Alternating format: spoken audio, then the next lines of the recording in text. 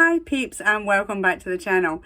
So this video was requested by Dean. Thanks very much, Dean. And he wanted me to tell you about the top 5 tips about placement and what can help you get prepared. Unfortunately, I can't keep it to 5. So here are my top tips for getting organised for placement.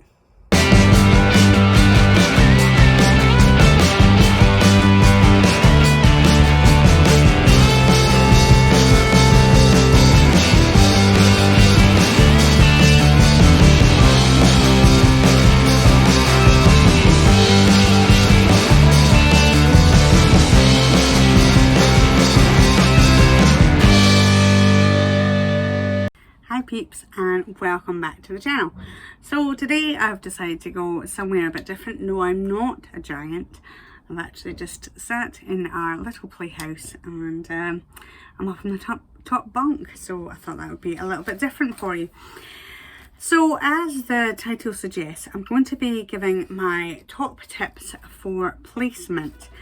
So this is if you are doing your PGDE or PGCE and going into a placement, and whatever you are doing, hopefully these tips will help you to make your placement easier, to make it sort of more beneficial, and really just to know what to expect, I suppose, in a placement. So I'm going to start with this one because I was not prepared for the amount that I would be laminating, and I know we're trying to go towards the sort of green and eco-friendly as much as possible, but there will be, especially at the lower end, there will be things that you'll be laminating, little project cards, things like that. So my first top tip is to buy a laminator. Your school should be able to supply you with the actual laminating pouches, but if you have a laminator, it means that you're not tied to actually being at school and can go and do that at home as well. Or perhaps if you're getting uber prepared, then you can do it at the weekends. Now, that being said, is that you know, trying to find the work-life balance is a challenge, but especially in your student year, that's when, you know, you're really going for it. And any sort of lower end placements, so your P1 to 3, you're going to be, it's a lot of time and energy making resources. Hopefully your mentor teacher will have a lot of resources, or sort of direct you to what resources you might want to use. But I found personally it was a lot of time making resources, and of course having P2 this year, I'm exactly the same. I'm making resources, I'm trying to make natural resources, but there is still some element of lamination needed. So yes, the other thing, if at all possible, if your budget allows it, is to have a colour printer at home. Now, the reason that I say this is because I've had experiences where, well, all experiences is that the school budget is really tight, and colour printing isn't looked on that favourably because it costs more than obviously your black and white. So in order to try and take the pressure off of my mentor teacher, I did most of my colour printing at home, so I didn't have to use the school budget. Again, if that was for me so that I could create, you know, colourful displays and such like, but it might be the case where you don't need that. But for me, I wanted a colour printer, so and luckily I had one already, so I was able to use that. But it was the colour printing that I was doing an awful lot, again more so in the lower end than it was in the higher end.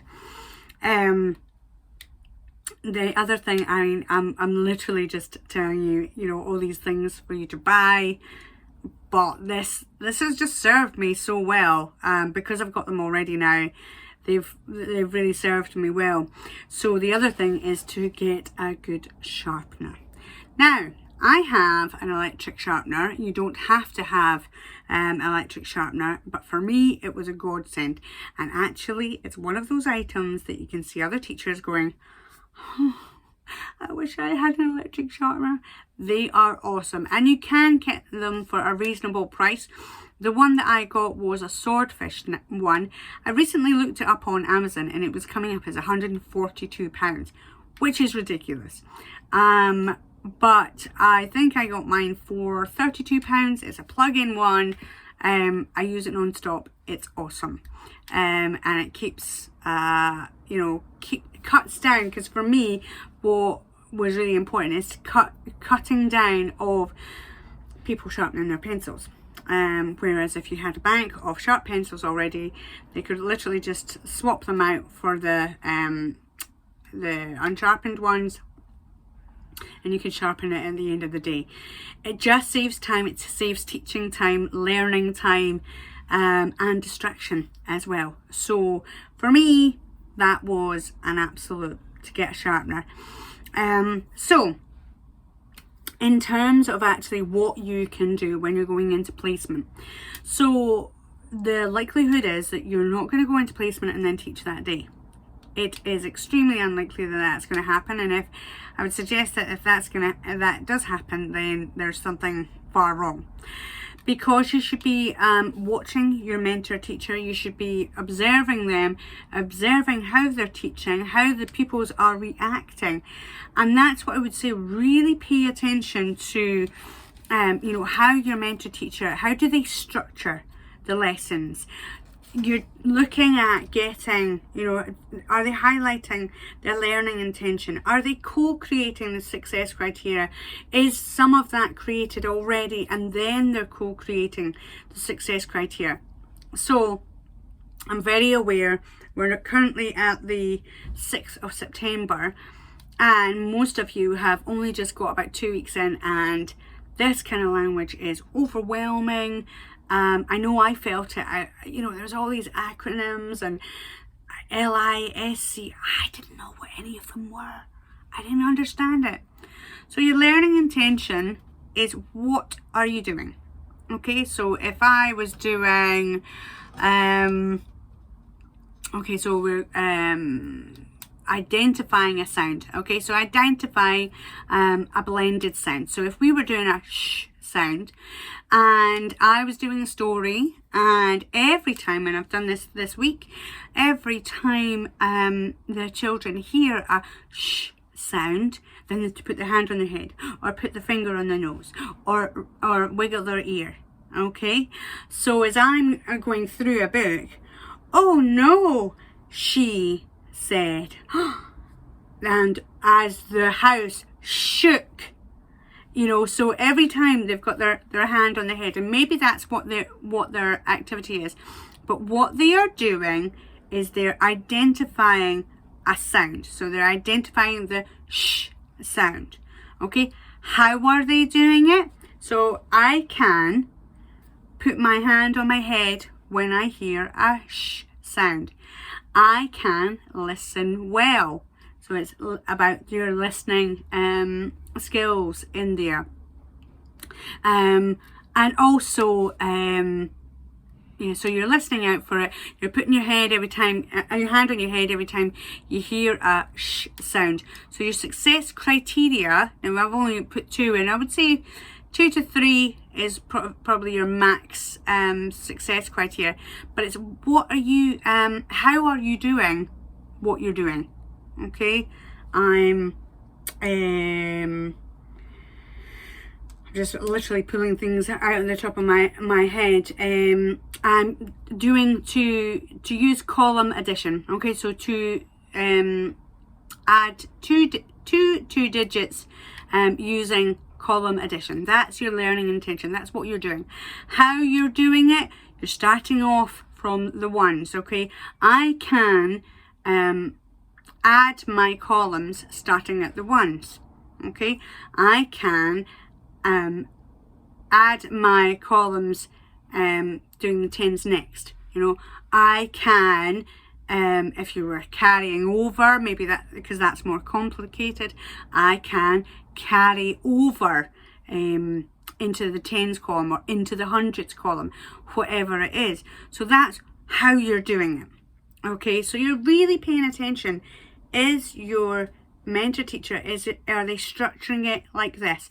Are they highlighting it? They should have a learning intention. They should have a success criteria.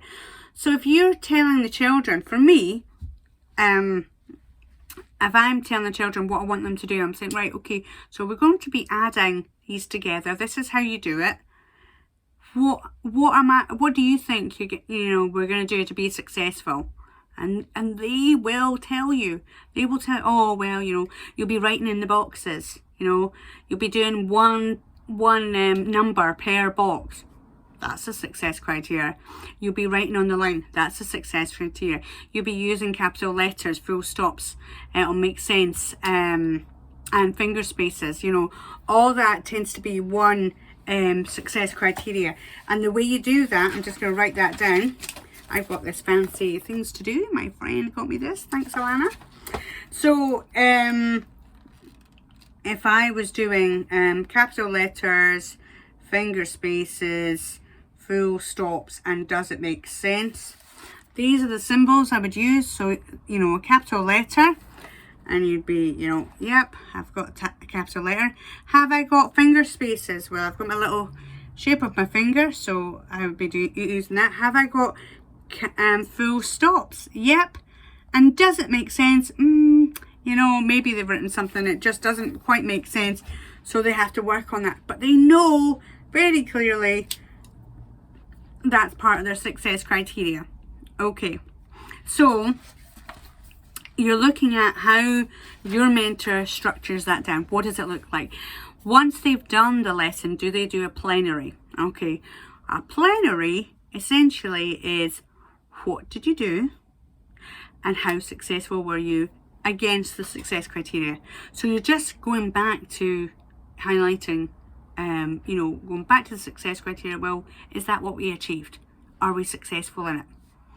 And also getting an idea as to, if they didn't meet the success criteria, or if they felt that they didn't, it's, getting a thumbs up, did you meet the success criteria? Are you not quite sure? Like, how do you feel about now column addition? Do you feel confident in it? Oh, I'm a bit like this. Or no, I'm not at all. That's very quickly you can scan to who's feeling confident and who's not feeling confident. And don't get me wrong, there will be people that will feel confident and they haven't got it. Okay, and we'll talk about that a little bit later. I'll write it down actually, otherwise I'll forget. So we're talking about okay, because otherwise I'll forget to talk about it. So watching your mentor, how do they structure? How do they use their behaviour management? Do they have a behaviour management policy in the school? How do they use that behaviour management to quieten the class, to focus the attention? You hear a lot of this, and they clap back. I also, for a little bit quieter, I go shh, shh, shh, shh, shh, and it keeps it really, really quiet. I also have, as you'll know, my little Chinese bells that will make a difference. I will also call the class's name, so primary 2. When we were allowed to sing, I would have sung as well, eventually into a jingle that they all know and they will all sing along with. That is really good. But what does your mentor bring to quieten the class down? The other thing to note is what works well and what doesn't. You'll notice that different things work well at different times. If you continuously go what you'll get is, yeah, I know, yeah, it was really good, no, I'm going to play football tonight, yeah, no, I'm going to be on the computer tonight, we'll meet together. And they will not listen. They'll just keep talking and doing that. They get really, really good at doing that clap and just keep talking.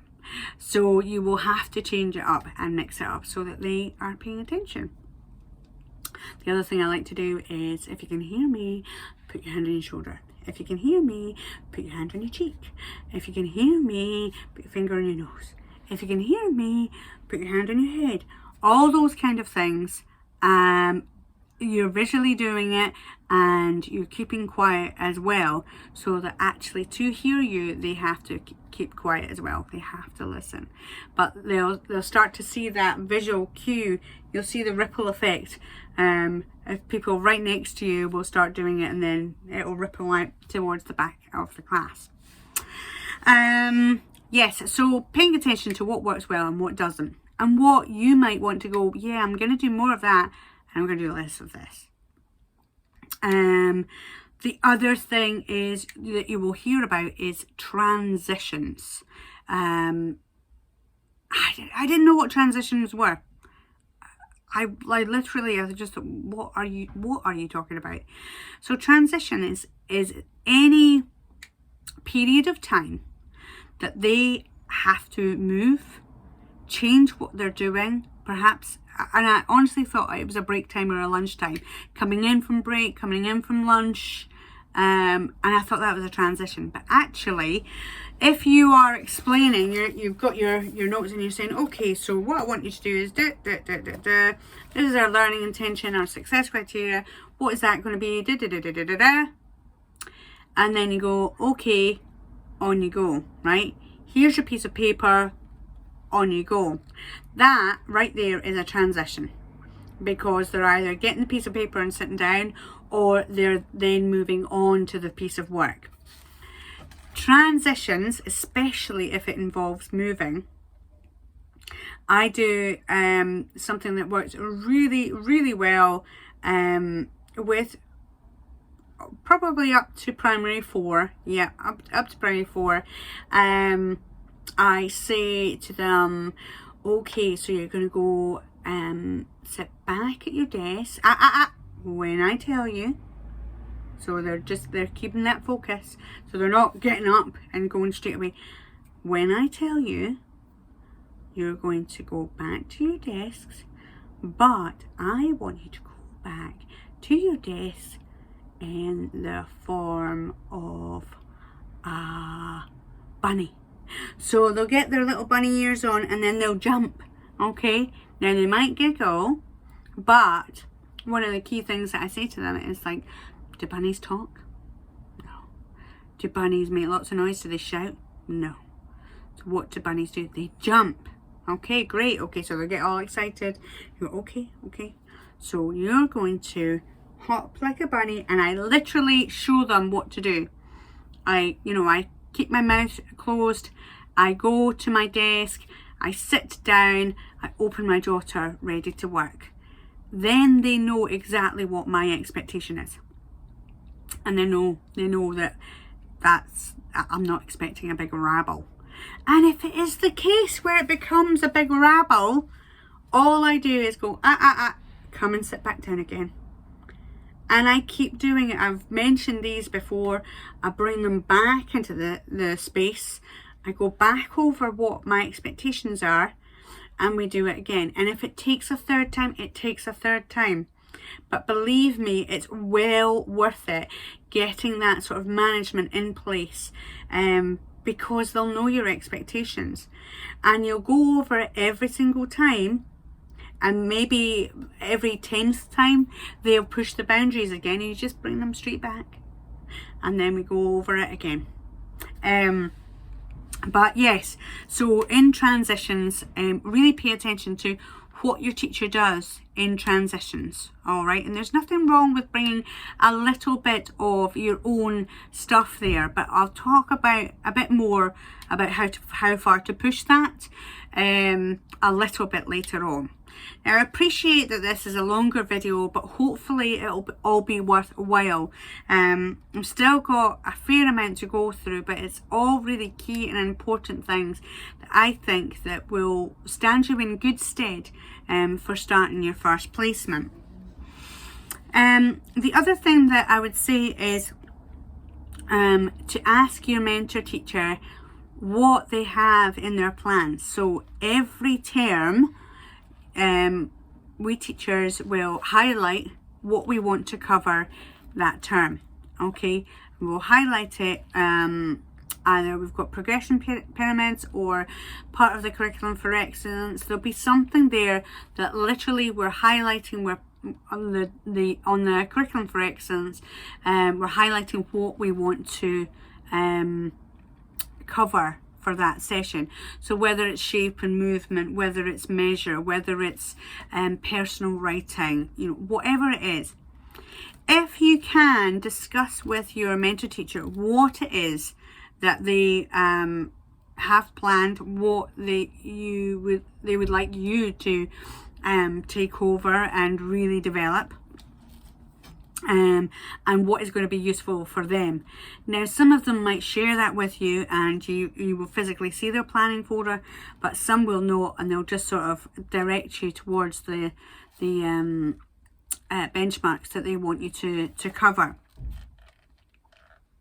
Yeah, so just try and ask for plans so you can see it and sort of get it in your mind's eye as to what the progression you want to have. The other thing is, and I believe I mentioned it before, is actually downloading the Curriculum for Excellence app, and that will give you those that are at early level, first level and second level, and what that expectation is. So if you're going to a 5-6 class, you're looking at second level. If you're looking at if you're going into a primary 2 class, you're looking at first level, but you might still be looking at early level as well. When you are planning, so when you have started to create your lessons, you've talked to your mentor teacher, you've decided that you're going to do numeracy, you're going to create a lesson on addition, subtraction, something like that, multiplication. You've designed that with the individuals in mind. And for example, you have a PSA in your class. Now, what I would always say is plan for your PSA. So part of your job is to talk to the PSAs and say, look, this is what I'm looking for you to do. This is my plan for today. This is who I would like you to work with, and this is what I would like you to work with them on. Okay, I think this person and this person are going to need additional help. So that will be in the case, if you have a PSA, there will be certain children that will need more help than others. And then so if we can get this, them on this pathway, if they need extra help, then if you can involve yourself. Otherwise, if you can also help me sort of floor walk and monitor other people's progress. But it's about planning for that PSA so that they know what you're doing, because they're not mind readers. They absolutely not. They are absolutely brilliant, but they're not mind readers at all. I have mentioned that you plan for the children that need extra support. What support have you put in place? What concrete materials do they have that's accessible to them? What paper resources do they have that's accessible to them? What is around the walls that they have accessible to them that will help not only the children that you have identified as requiring additional support, but those children that you perhaps haven't identified as requiring additional support on this particular lesson. It should be the case that all support is available to anybody that needs it, and it is just an ethos that's within the class. But if you can highlight, if you are looking to have some cubes so that you can work out how we can add. Then the cubes are over here, remember. If you're looking to get a multiplication square, it's over here, remember. It's just highlighting to the children where they can get the extra support from. Makes them independent, and it also creates this ethos that different people will need different help at different times. Plan in advance. Now, sometimes there has been some real last minute changes, and I've actually planned literally with 20 minutes before class starts, because there's, everything's changed and I've been thrown into a situation that I wasn't expecting. That is not ideal. If it is the night before, that is still planning in advance. But what I would recommend is always, I like to plan a week in advance. Have a rough idea. Things change, things can be tweaked, and that's fine. But if you plan in advance, then it makes you calmer, doesn't make you stressed, and therefore it doesn't rub off on the children. Speaking of which is to keep on top of paperwork. So you'll have your evaluations about the day, about the lesson. Make sure that that paperwork is done there and then that night, because if it's not, then you'll forget the finer details and the lessons that you've learned from it. What did you do well? What would you be doing differently? How will it change your practice? What do you need to read up on? So making sure that you are getting those observations, getting all the paperwork out the way every day, and then you'll know. Take advice from your teacher. Okay, be really open. I have heard many students that go in and think, okay, I'm going to bring in this new strategy, I'm going to do my lessons this way, it's all, we're going to involve gaming, we're going to do, whatever it is. And that's not how the teacher works, and it's not how the pupils work. And what you have to remember is that teacher's class. Okay, it's their class. You are a visitor and you are there to learn. So absolutely bring in new inventive ways, but not with their class. Not with their class. You literally just stick to the plan when it comes to the teacher, and stick to what they want you to do. Okay, because you're there to learn from them. Okay, yes, you will bring lots of different things, but do not plan to make these big changes. And that's what I was talking about. If it's the case where you're deciding, they use a ringer and that to settle the class down, and that works really well, and then using the clapping also works really well.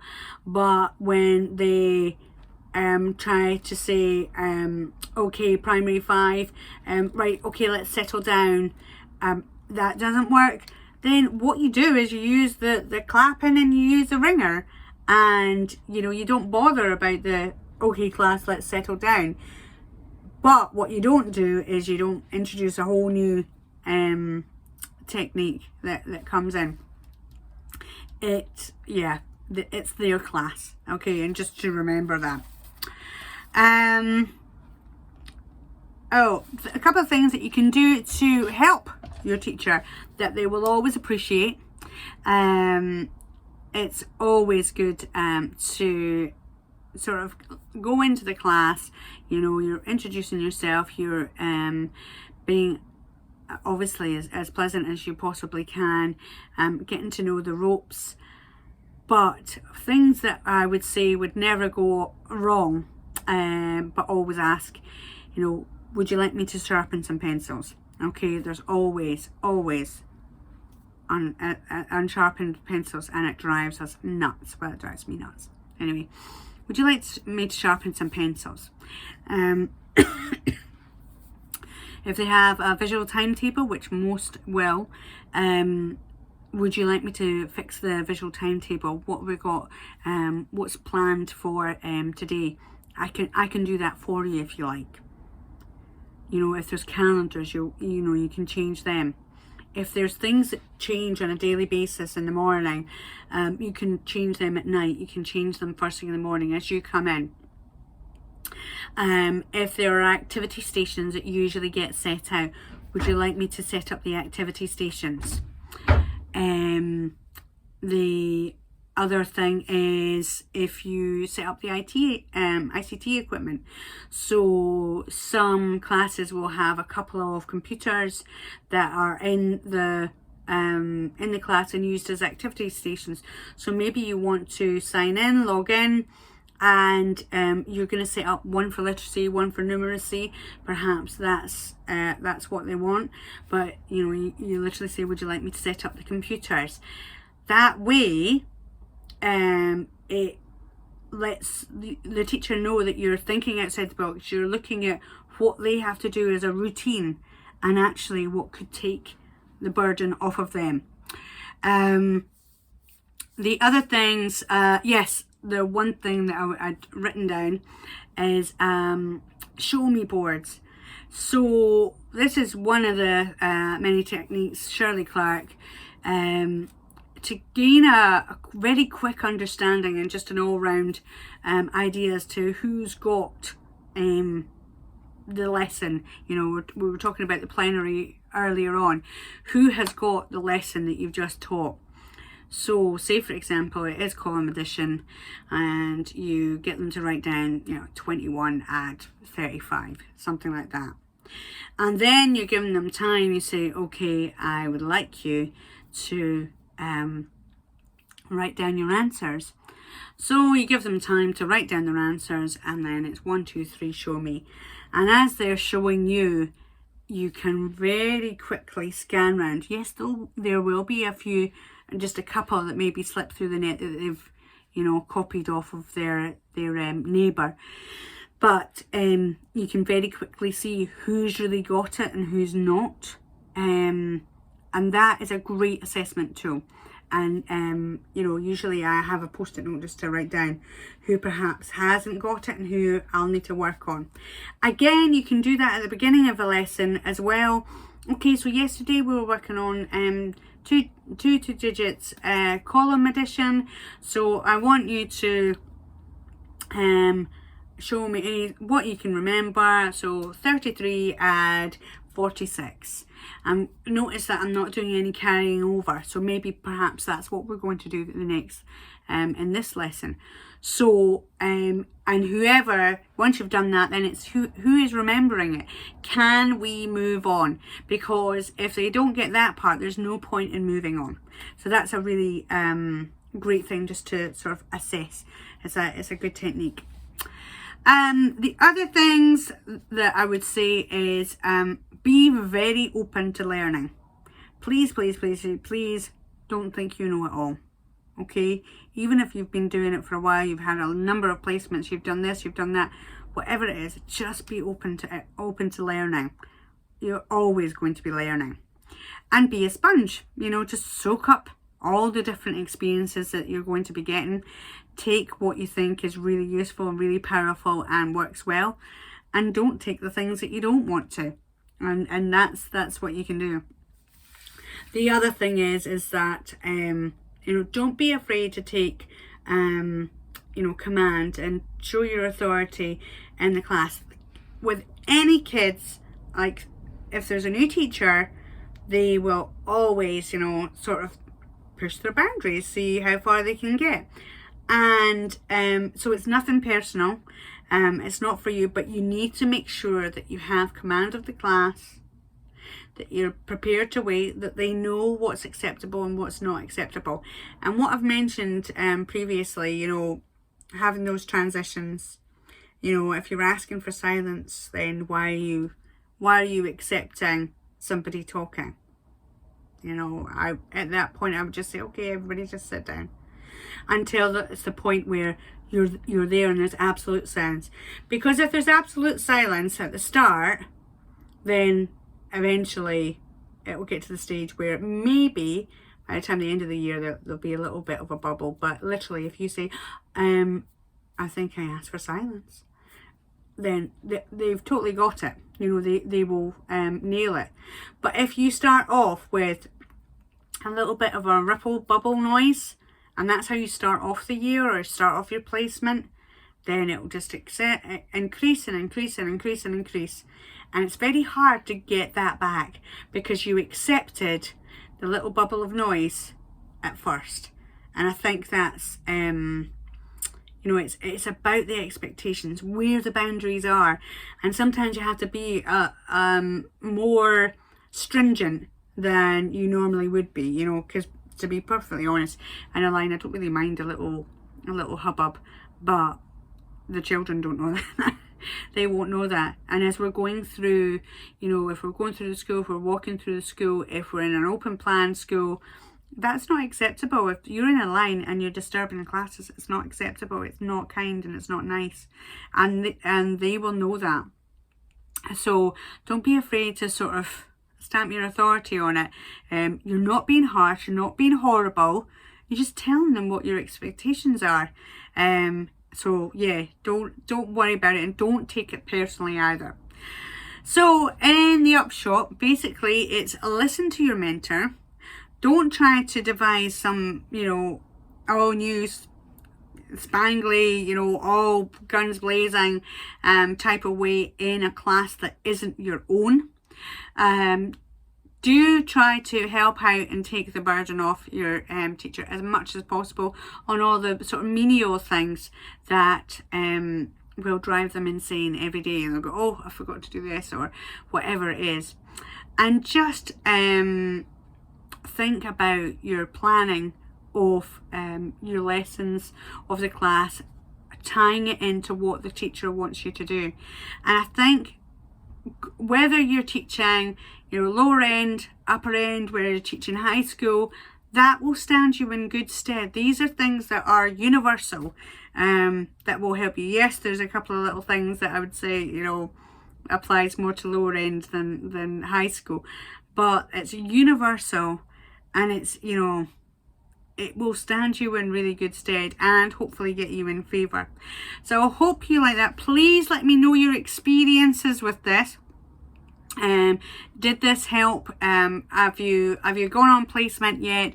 Have you started this already? Please let me know in the comments down below, because I would be fascinated to hear from you and hear all about it. It will be amazing.